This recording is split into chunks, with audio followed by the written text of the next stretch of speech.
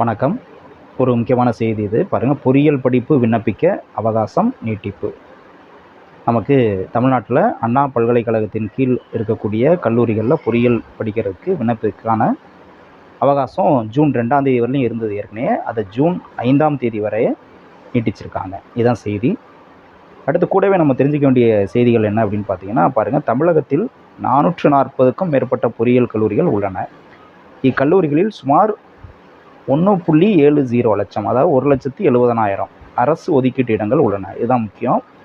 அரசு ஒதுக்கீட்டு இடங்கள், கவர்மெண்ட் கோட்டா அப்படின்னு பார்த்தா 1,70,000 சீட்டு தான் இருக்குது.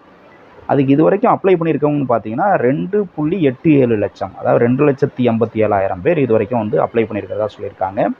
ஸோ இந்த வருடம் காம்படிஷன்ஸ் அதிகமாக இருக்குது அப்படிங்கிறது தெரியுது. போன தடவை விட அந்த தடவை வந்து காம்படிஷன்ஸ் அதிகமாக இருக்குது. 1,70,000 சீட்டுக்கு 2,2,4 லட்சம் பேர் வந்து கிட்டத்தட்ட 2,4 லட்சத்துக்கும் அதிகமாக விண்ணப்பிச்சிருக்காங்க அப்படிங்கிறது தெரியுது. இன்னும் அவகாசம் நீட்டிச்சிருக்கனால இன்னும் இந்த எண்ணிக்கை வந்து அதிகமாகும் அப்படிங்கிறது நம்மளுக்கு தெரிஞ்சுக்க முடியுது.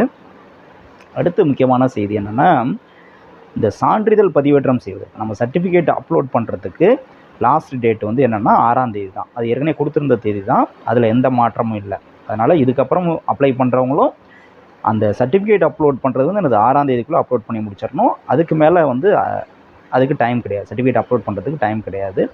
அதனால் இது வரைக்கும் அப்ளை பண்ணாதவங்க குயிக்காக அப்ளை பண்ணி முடிச்சிருங்க. ஓகே, வாழ்த்துக்கள். நன்றி.